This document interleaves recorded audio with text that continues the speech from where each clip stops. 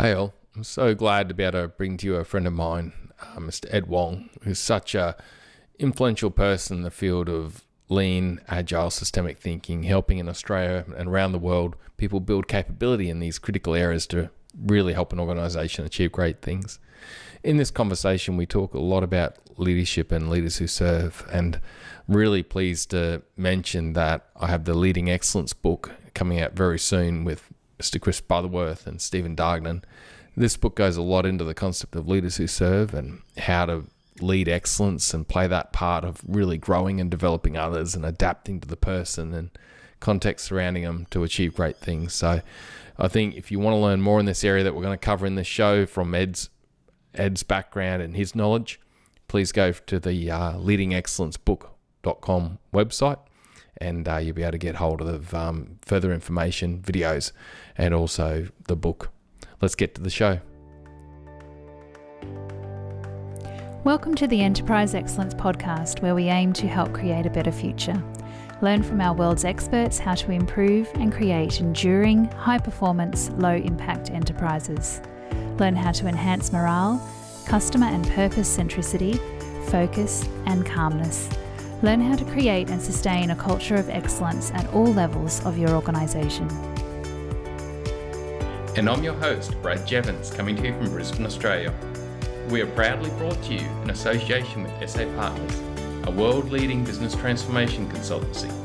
SA Partners are a truly purposeful company focused on helping organisations achieve sustainable improvement for themselves, others, and the planet. Welcome to episode 174 of the Enterprise Excellence Podcast. It is such a pleasure to have Mr. Ed Wong on the show with us today. Ed is the founder of the LAST conference, which is focused on connecting people and sharing excellence on lean, agile, and systems thinking. Ed is the first person I've seen that's pulled this whole piece together, which is truly amazing. Today, we're going to explore all aspects of LAST with Ed. Let's get into the episode. Ed, thanks so much for joining us today, mate. Hi, Brad. Thanks for having me along. Yeah, really appreciate it, mate. Hey, Ed, you've pulled lean, agile, and systems thinking together, and you help pull people together and help us all learn in this space. But why is it important for us today to really understand these aspects of lean, agile, and systems thinking and everything else that hangs around it? Yeah, so I think the answer to that for me is probably in a couple of parts. So if you look at systems thinking and then lean, which I consider sort of stem from that in some ways, and then agile came along in the 90s and early 2000s, I see that there's a line through all of that. Maybe not a straight line, but maybe sort of a bit curvy. And maybe it's divergent and convergent evolution. But the principles and the frameworks and the tools that are all part of those three aspects are really important because they give us a way of approaching and making sense of complexity and uncertainty and volatility, chaotic situations. I mean, most of that is embodied in your VUCA acronym, which I'm sure you've talked about before on here. And I think that being knowledgeable in those areas can help you to observe and notice what's going on around you. But then not only that, you take that information, the data points, and then the larger pool of data and the data sets that you collect from doing that, and then you can use those to create understanding and make sense of that. And then that understanding can set you up to take action in a deliberate way. So, and also a structured but flexible way. And I think they equip you and are just beneficial to what people are doing in their day-to-day lives in the workplace, but also applicable and extendable to lots of other things as well, and people do that. So that's, I guess, part one of my answer to your question. And then sort of the second part, I think, is to do with humans at work, and the important word there being humans. and it being beneficial for people who do the work to understand this and work in these ways. But it's also beneficial for the companies that they work for, their employers. And in this, when I was thinking about this area, when you let me know that you wanted to talk about this, was the eighth waste, Norman Bodek's eighth waste of human potential. And so organizations need people with the thinking, expertise, and the tools that can help them to contribute to keeping their business current or making it a modern business. And in this day and age, most of the area that I sort of deal with is about something digital, right? So I guess that's my answer as to why I looked at these three slightly separate areas, but I look at them as really connected. And that's why I wanted to join them up together. And also, it made an acronym which people can sort of remember. It did well. And I'll tell you, the thing I love about it as well, mate, is that, like the piece you mentioned there, the human factor, that, there's an amazing outcome of this, of being able to think this way, use the data, be able to act in a very systematic way to get great results. But you mentioned there the key thing is the human factor, that we're building the capability in every employee in our organization to do this. And I guess it sounds to me that's where the real power comes out of thinking about all this aspect and building capability. Yeah. I mean, looking back at your back catalogue of guests that you've had on your podcast, I really can see that that's probably a very strong theme which will arise in so many of the interviewees that you've had along.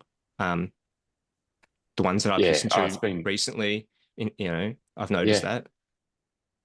Yeah, and it's something that the digital world, Ed, like you mentioned, you're involved a lot in the digital world, where a lot of organizations working with software, innovation, this side of things. It's a really part of the industry that has embraced it heavily, hasn't it? This respect for people, develop the front line and give them autonomy within a focused way, using last thinking. What is it you think, Ed, that's made that whole technology world run with it so well, where I'd probably say that other parts of industry aren't as advanced at the moment? There's pockets of it, but not as advanced. I would say that it was probably a reaction to a tendency to take more of those, what's the right word for it? Is it Taylorian kind of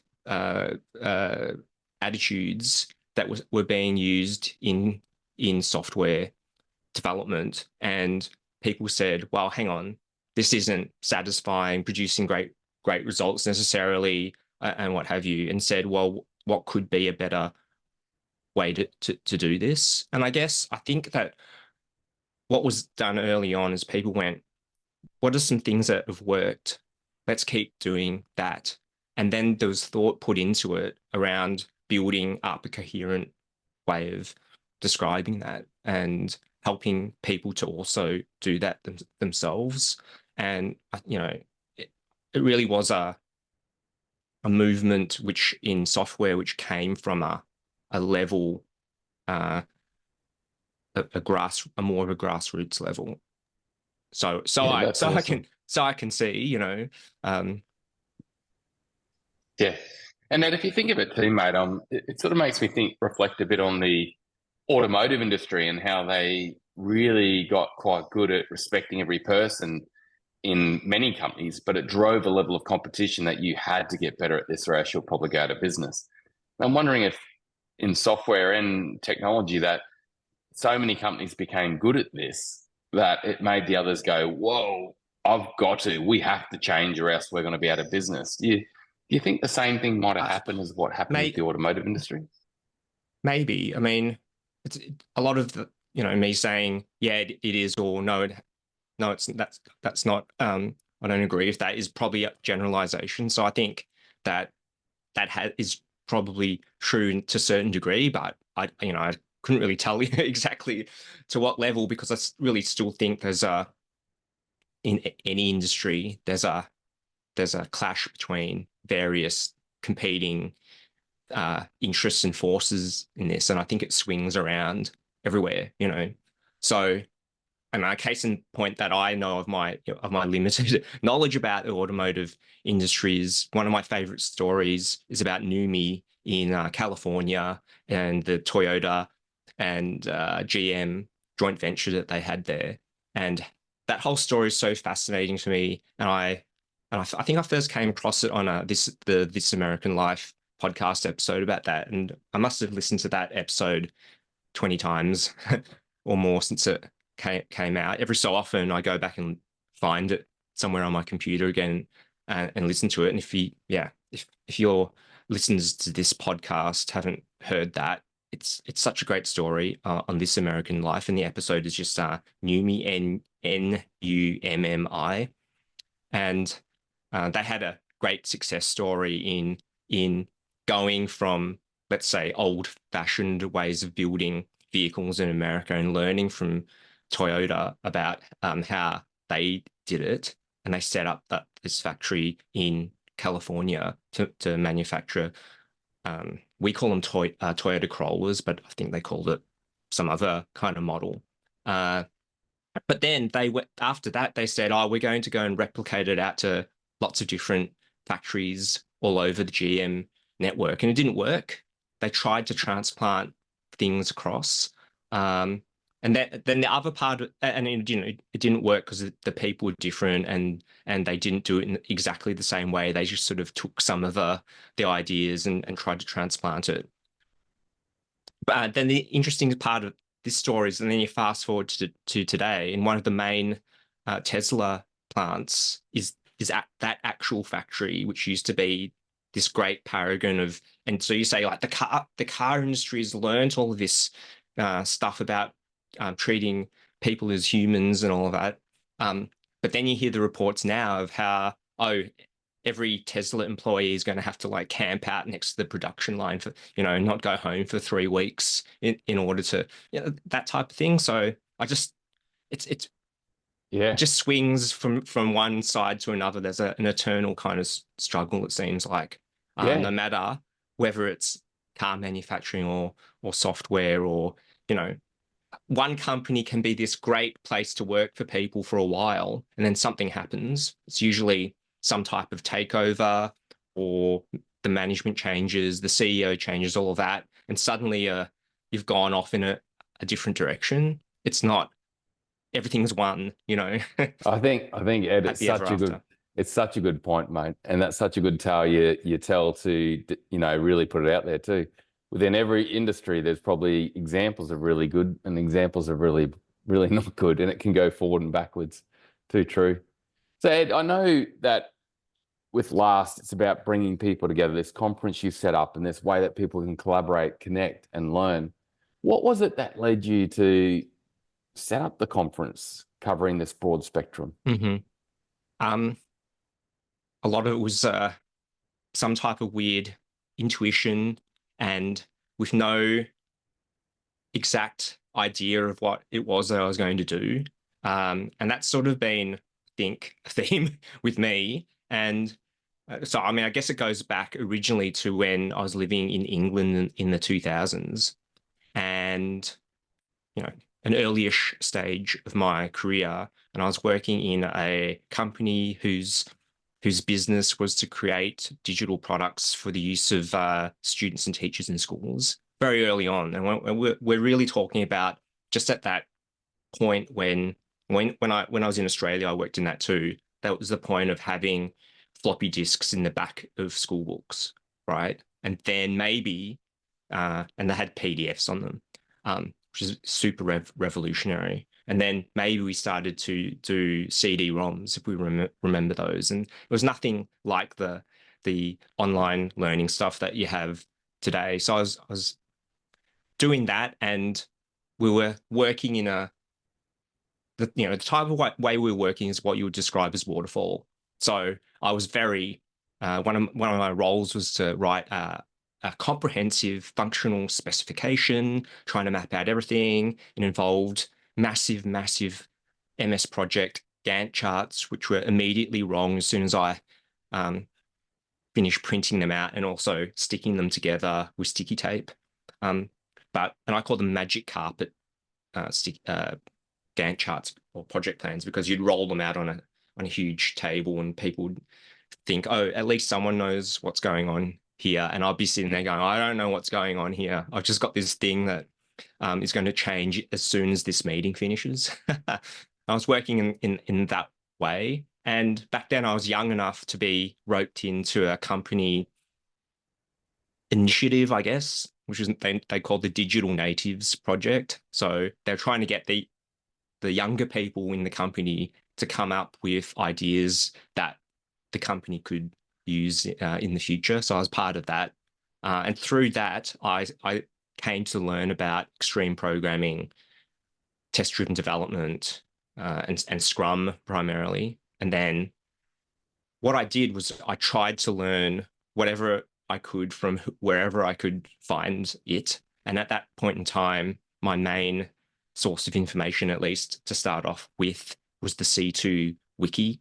I can't remember who was it, Ward Cunningham, who put that together, and it was all about extreme programming and these stand-ups and iterations and backlogs and stuff like that. So, and then another part of that is because I was living in England, outside of London, but I had to go into London for work.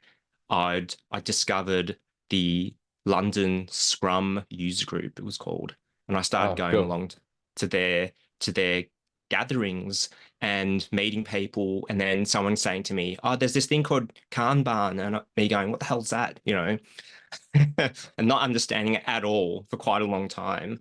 But that spark of learning and that kind of thrill of finding out about this stuff was something that I had when I came back to live in Australia a few years after that. And that's how I met Craig, who is a co-founder of Last Conferences with me, because he was running one of the meetups in Melbourne around 2011, and it was really vigorous meetup scene back then, and we were running 3 meetups a month, pretty much. Yeah, it was pretty crazy, and then as part of that, I went to Sydney to participate in a thing called Agile Tour, and a version of that still runs today. That was a day where people came along and constructed the agenda in the morning. It wasn't really set out in advance. It had those unconference open space technologies structure to it. And I'd never seen any of this before. So I came back to Melbourne. I went, Craig, we've got to do something like that. And inspired by Agile Tour and Jeremy, who started that, we decided to start something down here, which became different to Agile Tour, but has the same, I hope, seed of people coming together and sharing with each other what they know and having hopefully a good time learning from each other and sharing with each other about what it is that they know.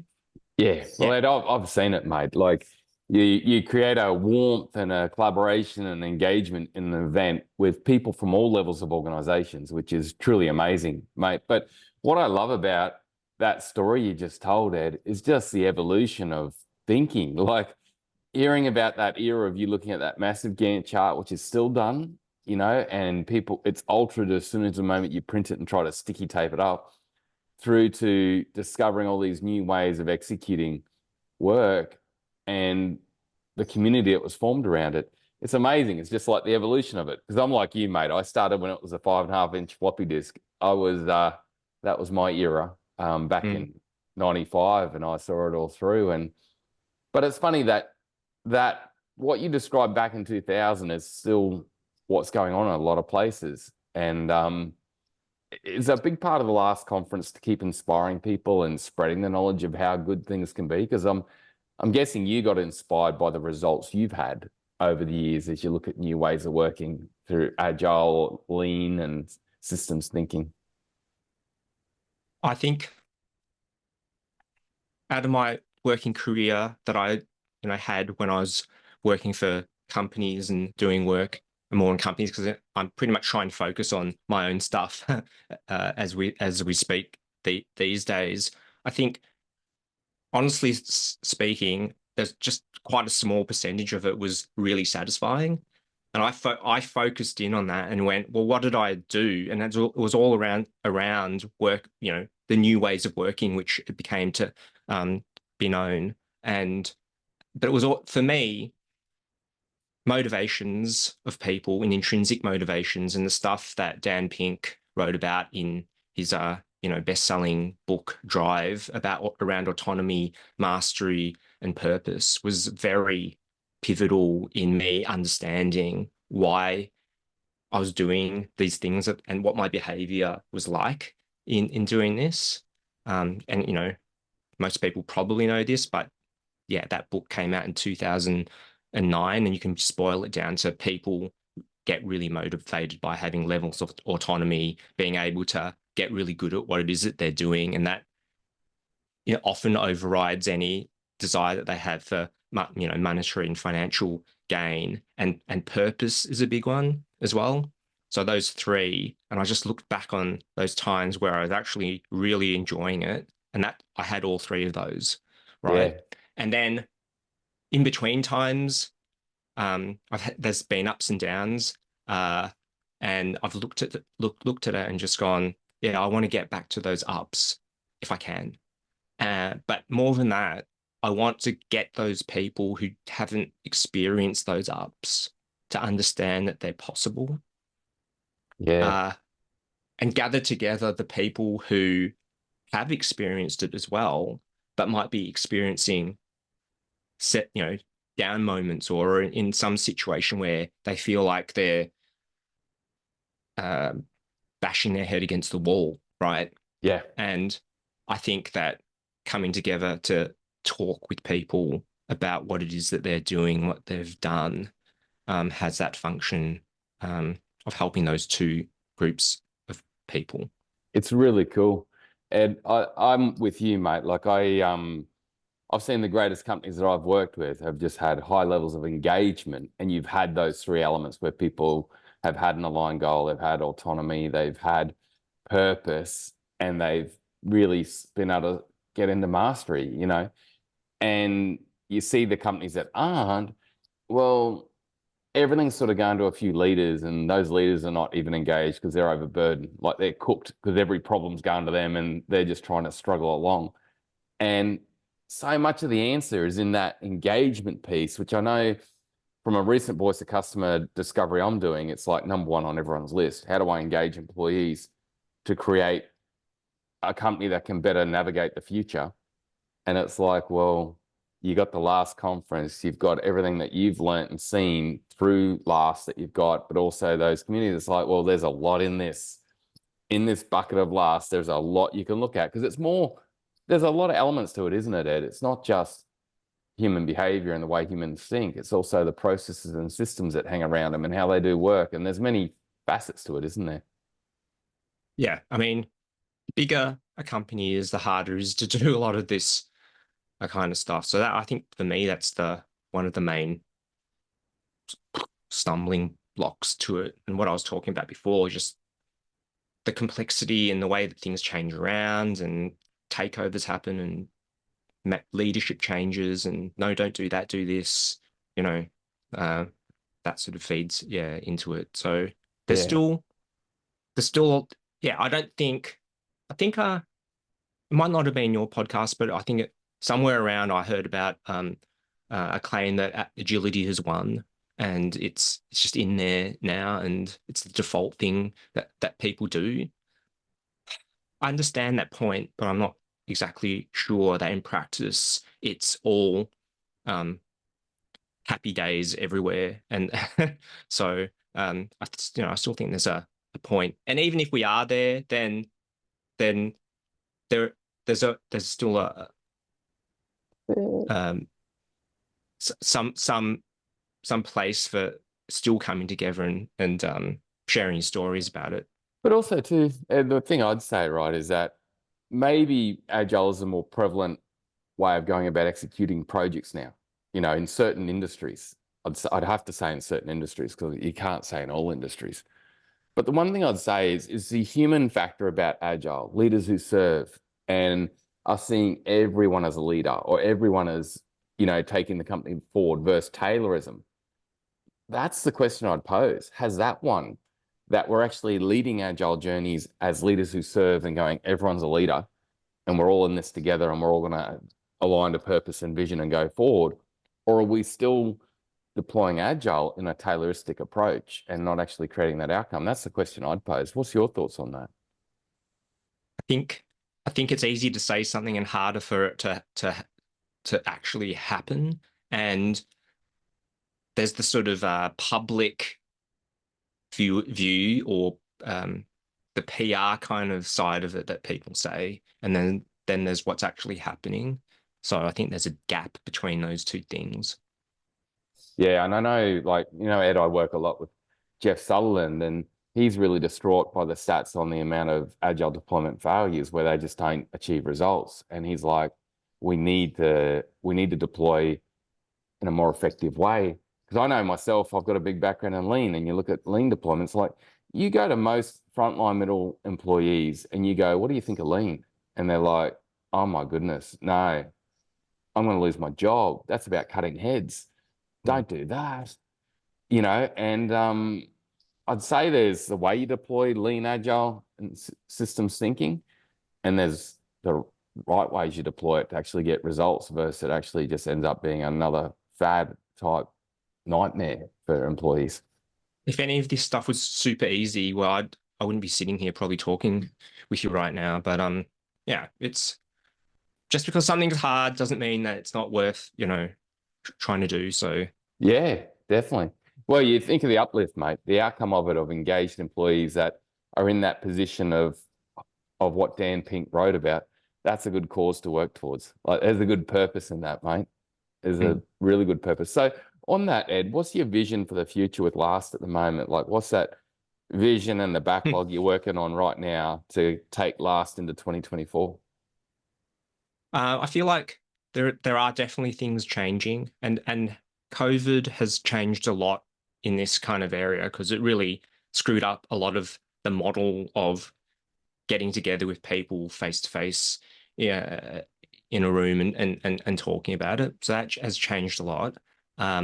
Then probably the other thing that's coming into the mix is how much the issues and interest in generative AI and LLMs is come into it in the last little bit, and how do we adapt to that, and how do we address that and bring it in as subject matter?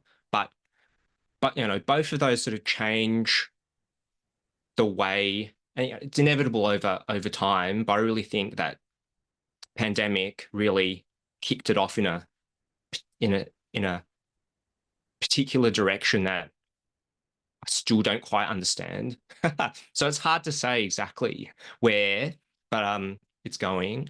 But I am working on different ideas for continuing evolution, and possibly you could classify it as more of a revolution of what we're doing, but it's not advanced enough really for now for me to be saying on a podcast just yet.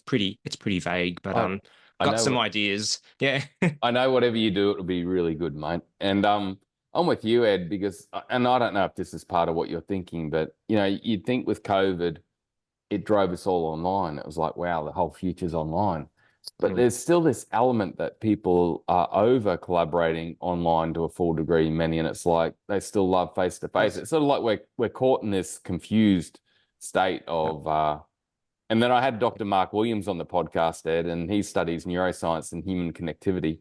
And he's like, Brad, humans still need to connect face to face because of the way that our brain works and the way that we build trust. And there's just so much. We're in this sort of melting pot at the moment, aren't we? I mean, you can have statements like that, and you can have statements like from other people saying, online's the only way I'm ever going to do anything again. I'm not going to travel anywhere. I don't want to be in a room anymore. This is brilliant. I can, wear whatever I like, and I can hear from people who I never would have had a chance to hear from. And then there are people who go, oh, I hate online because I spend my whole life in unnecessary meetings online, and that that is sort of just the syndrome of transporting whatever dysfunctional endless meeting culture used to have in an office just onto this. So that's why this is all hard for me to say exactly where it is, because there are so many different truths that people have about what it is that they value and what it is that they do and don't want to do in the future, right? Yeah. And it really feels to me, Ed, it's in a way when we talk, the human-centric design, and we talk maybe the persona side of things, if we start talking the customer persona side of things, there's different personas. Because I remember at your last conference in Brisbane, which was amazing. I got to go there. Thank you, Ed. I remember being in the room and you had that gamification at the end where we're playing the games and it's really cool and everyone's engaging. And there's that final question about the future of work, virtual versus mixed or face-to-face. And I've got to admit, I'm a 46-year-old white guy with grey hair. And I was thinking, it's going to come back that most people are going to want to collaborate again and get back together face-to-face. But remember the results, mate? It was like predominantly bang, virtual, full remote.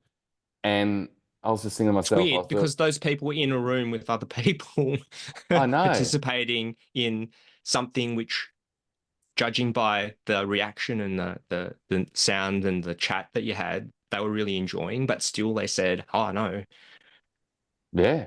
I guess that's that whole thing about working from home and versus going into the office, right? There's swings and a pendulum to that too, because if you listen to the mayor of Melbourne or Brisbane or whatever, they're dead keen on getting everyone back in there, right? But then there's a lot of people who think, I never want to go in ever again. And then there's a middle ground of people who go, listen, there's value in both, right? There's value in talking with people and having those conversations that will go, you might have had online maybe, but they don't go in the same direction than if you were there talking with someone, possibly over coffee. And I had that recently. Someone came round, one of these ideas I'm working on, and he said, I'm going to come round to somewhere near you. And we had this great conversation. We had lunch, and the conversation was completely different, I think, compared to what it would have been if we'd done it electronically like this. Yeah. And I love the heart of what you're saying before too, but Ed, I think what you said was online can go really bad if you take your old poor ways of meetings and just shove it online, because it can just go wild and worse. These old backward looking, talking at the past, massive talk fest type meetings.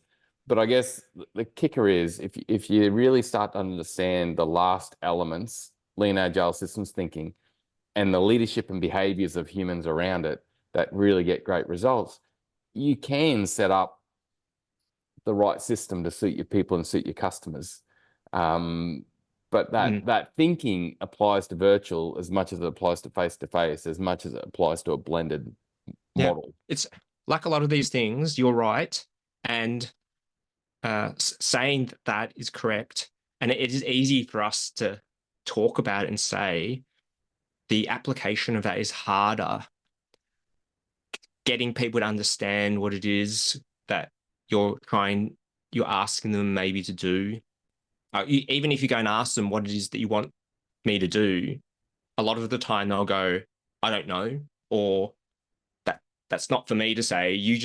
That's the stuff that you do, right? Get on with it. Why are you asking me? That type of thing. So, it's I don't know where I started off with that one, but it is possible. Yeah. Yeah. And I think I've heard it through the theme a few times, Ed, that you've mentioned today, that these journeys down into a lifestyle organization where you get more advanced at creating that autonomy and purpose and get every employee engaged, and then getting really slick at the lean agile systems thinking capability and approaches. It's an amazing journey with the outcomes you can get, but it's not easy. It takes a lot of effort to get there. Every company in the universe now has some type of vision and statement and North Star kind of statement.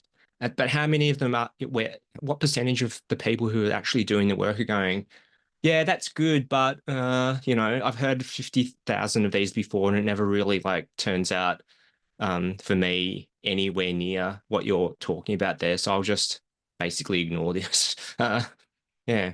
Yeah, that's it. That's the. I was going to say to you, Ed, I saw the recent Gallup survey on employee engagement last year, and it came Right. up. I haven't seen that one. It's probably still the same. Yeah, 23%, Yeah, 23%. And whatever you say about Gallup, they've got a fair coverage of the market. They are the predominant employee engagement survey type company that people are using. So even if it's not 23% and it's 35%, far out, what's the opportunity there? Yeah. There's a I massive mean, opportunity. with this history and this line back to systems thinking in the mid 20th century, and that, as far as I understand, comes from like a sociological perspective, and it started to examine the systems of organization and human psychology in workplaces. We've been talking about this for decades. And then even if you go a bit more of a historian, a philosopher, and you go back, to ancient times, people were thinking about what is the meaning of life? Why am I doing these things?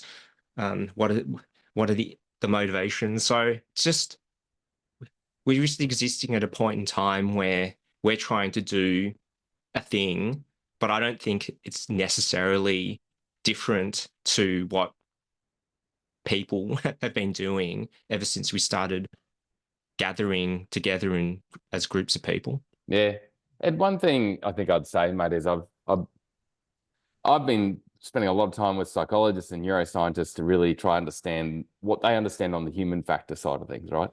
And you got a 50-50 shot whether one of them says we actually have free will, right? So many of them will go, we do not have free will.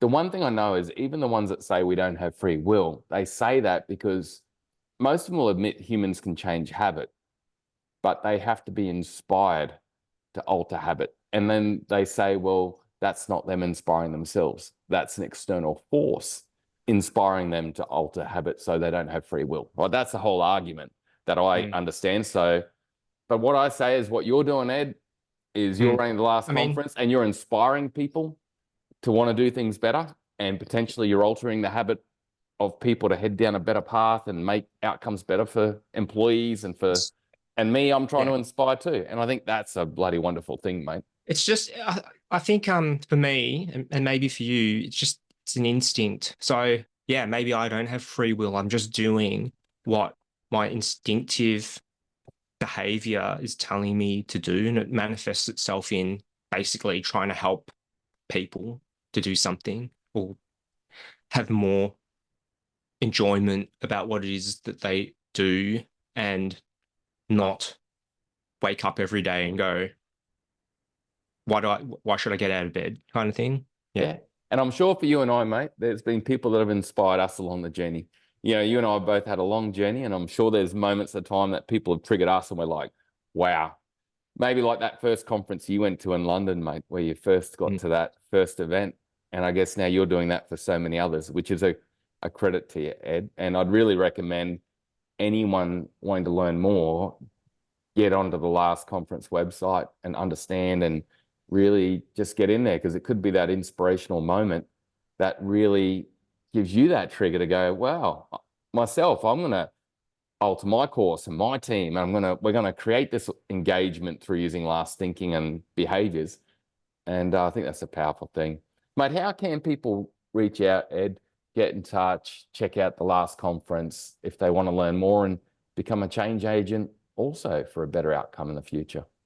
Yeah, so I've put on my self-promotional last conference cap here, and you can go to lastconference.com, and that's a jumping off point for conferences, physical, in-person ones in Melbourne, where I am and where it started in 2012, Brisbane, where you are and where it's been around for a few years, and we had a very successful return to Brisbane September last year. But there's also Sydney and Adelaide versions of them that happen as well. There has been a Canberra version, but it hasn't sort of come back to being yet. And they came about because people in those places said, "Hey, we could we do something a bit like that? And I said, yeah, I'll help you put it together, and in your sort of taking a bit of a template lead from what we've done here, but make it work for you. And Brisbane have done that. They really, so yeah, lastconference.com, you can go there. And then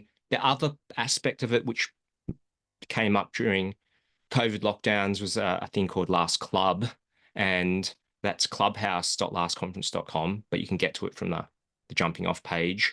And that mainly consists of sort of a version of this in some ways, but different in that I go around like a magpie trying to collect people to come and impart their knowledge in online sessions. And they're more sort of group kind of sessions. Depending on what it is, people have discussions with the presenter, or they go off and do little activities in breakout rooms and that. So that's all online. And that grew up from, the start of 2020, and people can come along and participate in the live sessions, but also we record most of them, so people can join up for free as a member and see recordings of the most recent ones of those. And so I've got 100, not quite as many podcasts as you've got, but I've got almost 130, 140 different sessions too in the whole library, from lots of different people, and mostly people who've have been from Australia and New Zealand kind of region, but we've had people, particularly when no one could go anywhere, from all over the place, from lots of different places around the world. So that's an interesting thing to have done, and something which I thought might start to happen. And I was doing some experiments back into 2018, 2019 about online sessions, but yeah, everyone started doing it in 2020. So I lost any kind of advantage that I may have had there. But that's okay. So yeah, that's where you can go and find me. And if you do, I don't actually still use Twitter, but I am Little Helper on there, and you can find a link to my Mastodon, which I've got. Which I don't really use as much these days anymore. But yeah, it's a real shame that Twitter's not quite as helpful and useful as it used to be. But I am on there. Good on you, Ed. Well, Ed, thank you so much, mate, for everything you have done and you'll continue to do forward to help us create a better future, mate. I'm fully backing your vision and your purpose. I totally believe in it. And, mate, appreciate you coming on the show and sharing your knowledge. Thanks, Brad. Cheers, Ed. Bye for now. Bye. Really pleased to mention that I have the Leading Excellence book coming out very soon with Mr. Chris Butterworth and Stephen Dargnan. This book goes a lot into the concept of leaders who serve and how to lead excellence and play that part of really growing and developing others and adapting to the person and context surrounding them to achieve great things. So I think if you want to learn more in this area that we're going to cover in this show from Ed's background and his knowledge, please go to the leadingexcellencebook.com website, and you'll be able to get hold of further information, videos, and also the book. There were two key takeaways for me from this episode. Firstly was the need for a real focus on human factors when it comes to achieving excellence in organisation through any of the last elements, lean, agile, systemic thinking. These techniques are typically very systematic focused, the way you run meetings, the way you plan, the way you improve processes, the way you engage as a team. But the key underlining factor that makes it succeed or fail is largely the human factors. Now, the second key takeaway for me, as always, is the part that leadership play in this, and how leaders can either exude ideal or not so ideal behaviours to actually enable success or disable it. Thanks again, Ed, for your time and knowledge, mate. Really appreciate it. Thanks for all you do and helping us create a better future. Bye for now.